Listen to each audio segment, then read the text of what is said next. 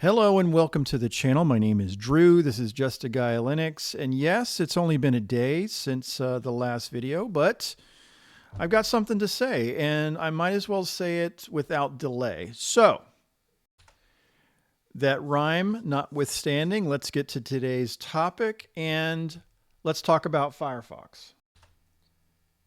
Should I feel weird about using Firefox in 2025 with all the problems that the Mozilla Foundation has had and all the spin-offs and derivatives and Firefox-based browsers there are out there? Should I feel weird about using Firefox today? It's not like I'm using Netscape Navigator on a dial-up computer right now. For those of you that are old enough to understand that reference, thank you for watching this video. But I mean, why don't you just use Brave or Florp or the Zen browser or Molvad and WaterFox and LibreWolf? There are so many browsers to choose from. I just want to use a better Firefox. I mean, I went so far as to watch this nearly hour-long video. It was slightly painful. It was on the Linux Experiment.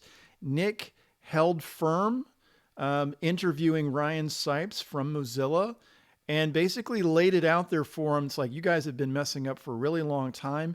And Ryan sat there, took it, and understood the problems that we of the community have had with Mozilla and how they have kind of botched a lot of things up in the recent to not so recent past. So after watching that interview, I didn't feel bad. I want to root for Mozilla. I want Firefox to be my browser of choice.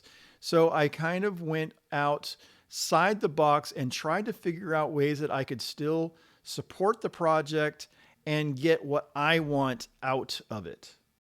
So I found something called BetterFox on GitHub, okay? Phenomenal. And I am going to put a link in the description below because this is good. And this is what I am now using. All right, the question is, what makes it good?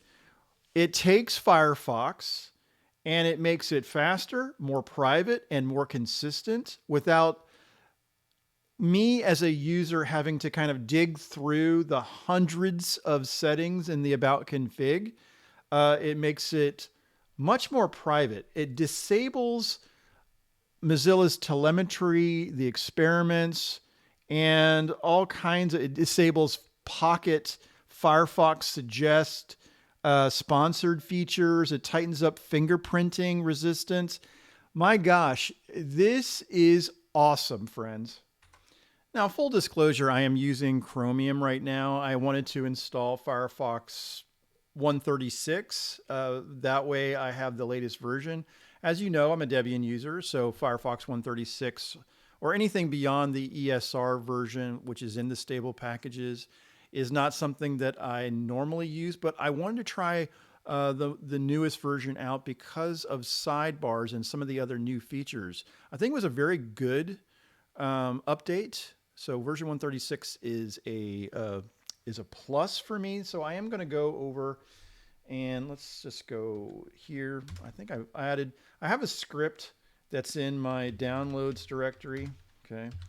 And I'm going to just say Firefox install the latest. I'll put a link if you're interested in this script. And that way, if you want to install it on Debian, you're welcome to do so. Okay. Okay, cool. Let's go back over to the second tag because I wanted to mention something before I go and forget to do so. Okay. One thing that you should definitely do is read. Okay. You definitely need to read what BetterFox is saying in their documentation here. Okay. You should definitely add a uBlock origin or some type of filter. This is not like a one-stop shop, okay? They have recommendations. So I would recommend reading all of this, okay? And it's not a lot, okay? And the one thing that's very interesting is he kind of has separated these out as fast fox, secure fox, pesky fox, and smooth fox. But the main user.js actually incorporates all of these things. So if you want to have all of this as part of your user.js, then you're going to get it. Now, let me just say this. We might as well go through the process of putting the user.js into the right spot so that you can see what I'm talking about. Now, if you were to look at Firefox as it is out of the box, so I'm just going to go Firefox and open this up. Okay. Right now, you're going to get the stock version of Firefox. Okay. So, if I go into the settings, it's showing the default browser. The privacy is exactly standard. Sync is going to be there. Firefox Labs is going to be there, and so on. Okay. And if I go into the About config, okay, and I just want to look up telemetry. Okay. You're going to find telemetry. Many of these telemetry items are ticked on by default. And when I look at what the user.js file from BetterFox is doing, let me get down to this telemetry section here, okay? It is turning a lot of these items off. And it also opts out for a couple things that may have been opted in by, by default. So it's really good in terms of you don't have to go through all of this, this massive user about configuration in order to, and maybe you should if you really are that interested. I'm not, but I appreciate somebody who has done the work for me. While we're here, let's talk about these sections, okay? So in the user.js, like I said before, there's the FastFox section. Now, I don't know this, but from my understanding and what I've read, some of these tweaks make Firefox behave much faster, as much as 30% faster, okay? So I'm all for that. I'm all for the speed part of it, okay? There is Secure Fox, like we talked about. It turns a lot of the telemetry off, as well as helps you keep your privacy. Okay. Passwords as well. I hate the fact that when passwords, when I hit a site and it asks me if I want to save the password into my browser, annoying, because I never do, by the way, never do. Pesky Fox.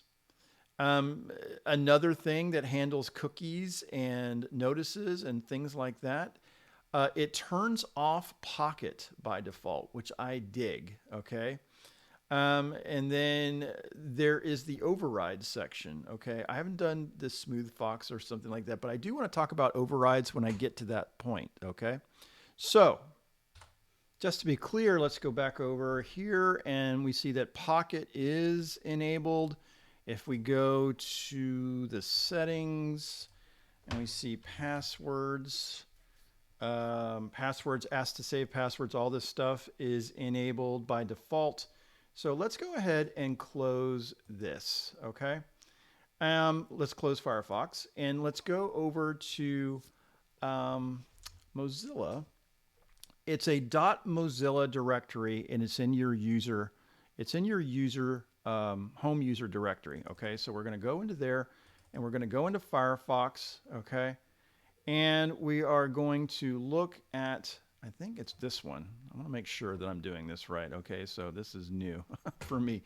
And what I'm going to do, I'm just going to Control A and delete everything. Okay, so that the only thing that I'm going to bring over is that user.js.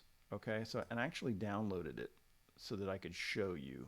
So it's in my downloads. And let's copy this. Oh, too far. Here we go. .mozilla Firefox, this one, and let's just drop this user.js file in. Okay. And now when we start Firefox again, we are going to see, or not see actually, there is no pocket there. So it definitely worked in some way, shape, or form. So actually, you know what we'll do? Let's go into settings and let's go into config and let's find something that we were looking at in as far as telemetry is concerned, okay?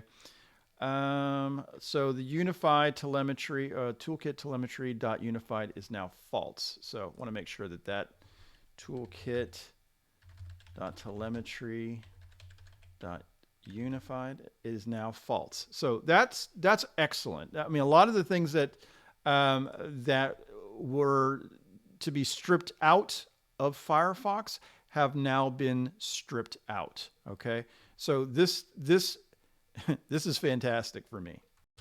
Now there are definitely some things that I would recommend doing.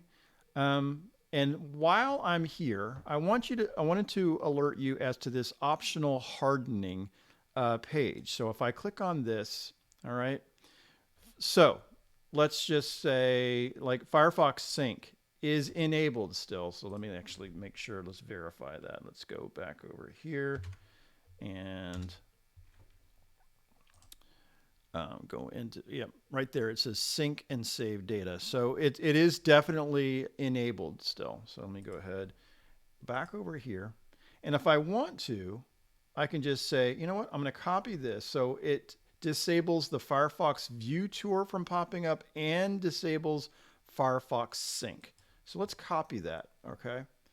And we're going to put this in the, again, make sure that you are in the right directory, okay? We're in the .mozilla Firefox, okay? And in this default release, and we're going to go into the user.js, which is still there, and we're going to change the overrides. And we're going to add those two things, and we're going to save it, okay? Now, I think what we're going to have to do is, yeah, we're going to have to just close this and then like reopen it. Okay. And now when I go over here, boom, there is no sync anymore. Okay. There's no sync. And as far as settings, what was it called? It was called View Tour. I think I didn't check to see if it was there or not, but I'm going to say Tour. Yeah, it's not there any longer. So that's a good thing. Password and credit card management. I definitely want to copy this because I want the manager to be disabled. Okay. So right now, if I go to passwords, okay, it's going to have all this information, you know, it's going to have all these settings for passwords, for example. Okay. And I'm going to go ahead and close this because I just want to make sure that I don't have to restart it later. And I'm going to add this, this to my overrides and say save. And so when I go back over and Firefox is started again, let's go into, oh, passwords is there. Okay, there's nothing saved though. So let's go into settings, passwords. Okay.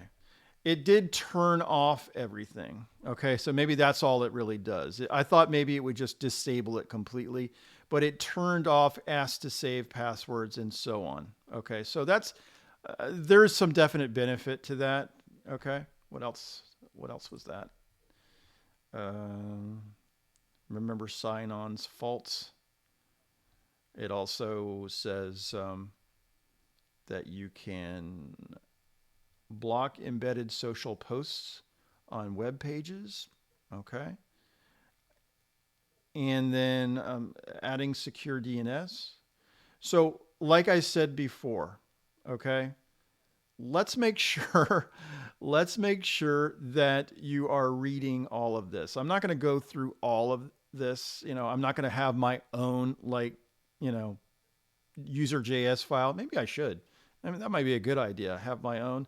But then I would be, you know, then you actually have to kind of maintain it too. So maybe not. Maybe not. The last thing I wanted to mention was changing out your search engine. Okay, I know that not everybody wants to self-host their own search engine. I found it fairly easy to do. And so, like Matt from the Linux Cast, by the way, the Linux Cast, we broadcast our live podcast on Tuesdays, 8:15 Eastern Time, every Tuesday evening. So anyway, I'm using a local network right now. I do have this set up on a subdomain, which will remain anonymous, and I think you understand why that would be. Okay, but we're going to just simply let me go ahead and copy this. We're going to go over here to the browser, and we're going to open up the settings. And as far as search is concerned, you don't have to use any of these. So I'm actually going to just turn them all off except for bookmarks, tabs, and history. Okay.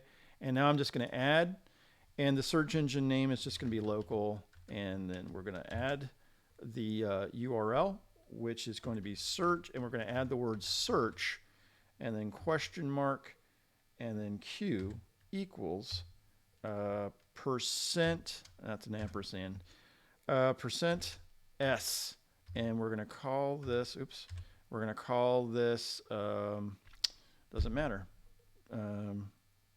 Drew search. So it's going to be actually DS for Drew search, and add the engine. Okay. And now we're going to go to and we'll just say local, and we're going to use the same for private windows as well. Okay. So now when I go over and into a new tab and I do a search, all right, let's just say just a guy, Linux, and hit the enter button. Boom, just a guy Linux comes up, and it doesn't track anything, and you've got a lot more privacy when it comes to searching and not leaving a trail in your wake. I don't know if that makes any sense at all, but I appreciate what BetterFox is doing in terms of helping me stay with Firefox and to make it more usable and secure. And I appreciate that. I have actually contributed to the developer, and recommend any of you that that enjoy this particular project to go ahead and do the same. Anyway, thank you all for watching, and see you soon.